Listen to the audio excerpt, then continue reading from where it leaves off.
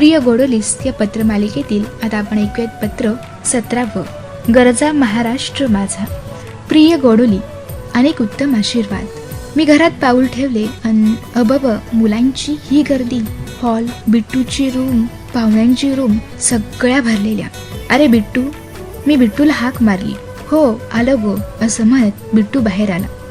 मी काही विचारायच्या आतच बिट्टू म्हणाला, अगाई महाराष्ट्र दिन 2 दिवसावर आलाय ना, बघ आम्ही सगळे मिळून त्याचीच तयारी करतोय.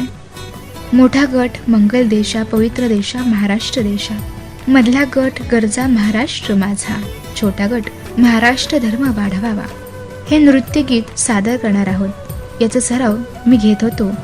इथे बिट्टू मलाही आनंद झाला. म्हटलं मुलं चांगलंच काहीतरी करत आहेत, आपल्यामुळं व्यत्यय यायला नको. म्हणून मी भाजीची पिशवी फ्रीज जवळ ठेवली आणि बिट्टूला सांगून लायब्ररीत गेले. पुस्तक बदलून आणावं व मुलांसाठी काहीतरी खाऊ घेऊन यावा असा विचार करीत मी बाहेर पडले. खरंच आपला महाराष्ट्र म्हणजे भारताचे हृदयस्थान आहे. देशभर घडलेल्या घडामोडींचे प्रतिबिंब तिथे उमटते व लगेचच सकारात्मक कार्यांना प्रतिसाद मिळतो. सन 1857चा उठाव, 1942चा स्वातंत्र्य लढा यात महाराष्ट्राचे महत्त्वपूर्ण योगदान आहे. शिवाय असहकार चळवळीचा शुभारंभही येथूनच झाला.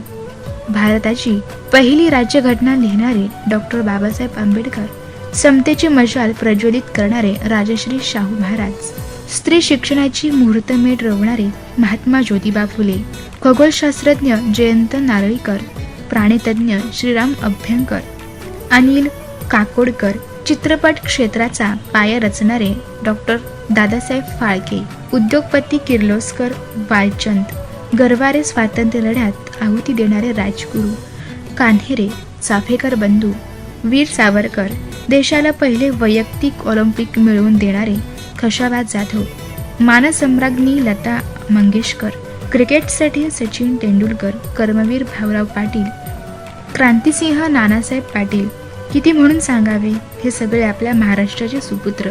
शिवाय संत ज्ञानेश्वर, संत तुकाराम, संत रामदास, छत्रपती शिवाजीराजे अशी अनेक रत्ने इथलीच. परंपरेनं समृद्ध संपन्न असलेला हा महाराष्ट्र हा माझा महाराष्ट्र आहे. खरंच किती बदावे कौतुकाचे बोल, इथे शब्द होतातच अबोल. हा विचार मनात घोळवतच मी घर काढले. एव्हाना मुलांचा सराव संपला होता. सर्वांचे चेहरे प्रसन्नतेने फुलले होते. प्रत्येकाच्या हातात आईस्क्रीमचा कोन मी ठेवला.